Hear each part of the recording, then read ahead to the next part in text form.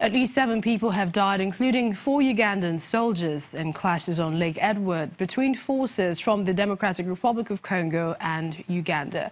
According to officials, a Congolese naval patrol clashed with a Ugandan patrol boat over fishing rights.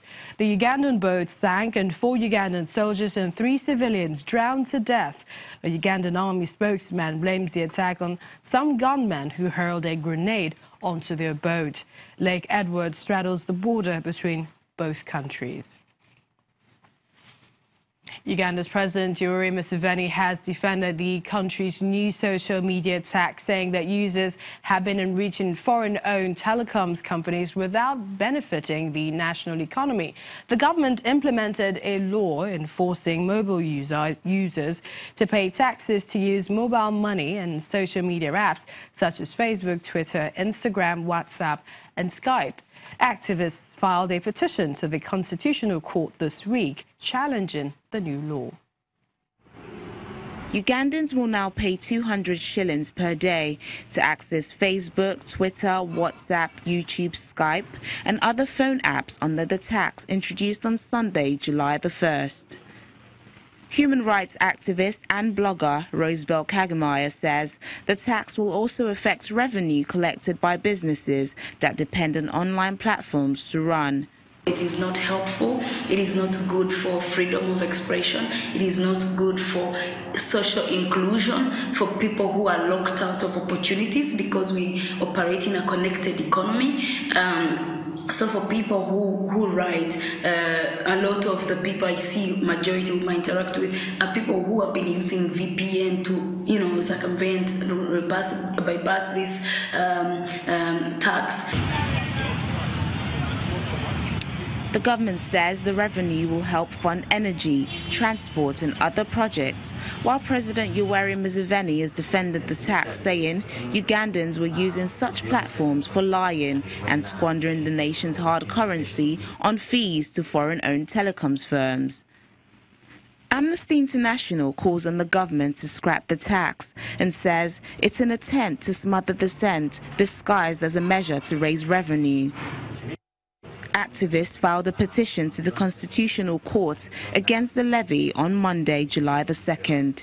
Freedom of expression, economic freedom, business progress are all being stifled with this tax, and we think it is a proper case to challenge in the Constitutional Court because the Constitution guarantees equality, it guarantees economic rights, it guarantees fairness, and all these principles are trampled upon by this social media tax.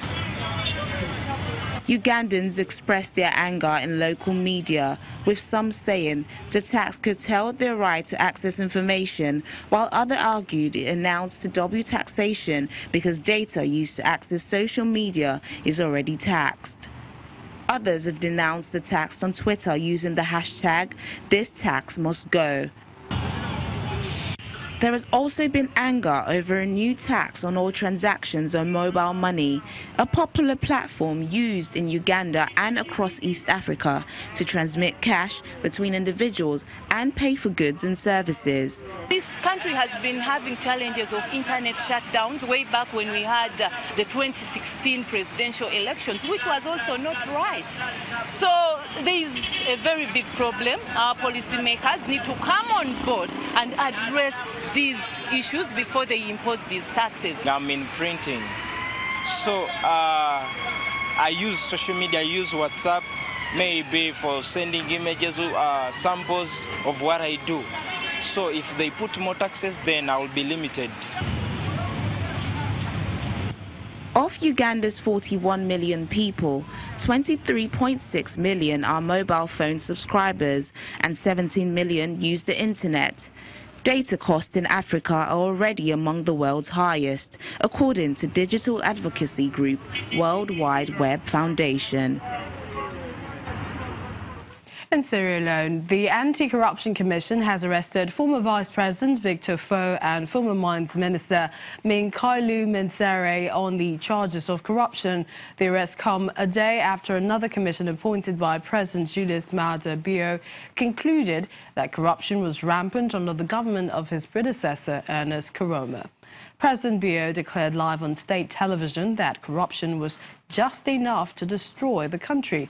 However, the ex-president's APC party, who was voted out in April, has dismissed the report, describing it as politically motivated. The International Criminal Court in The Hague has issued a second arrest warrant for a senior commander of an armed group in Libya.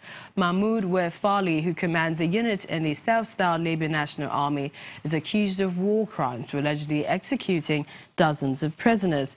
The Libyan National Army is the dominant force in eastern Libya, and it does not accept the internationally recognized government in Tripoli. This latest arrest warrant comes after a video surfaced on social media in January, which appears to show him shooting 10 people in front of a mosque in the city of Benghazi. The first arrest warrant was issued last August for the alleged murders of 33 people in 7 different incidents between June 2016 and July 2017. Still to come on the program, our Africa Tech segment takes a look at building startup ecosystem in Nigeria. Please stay with us.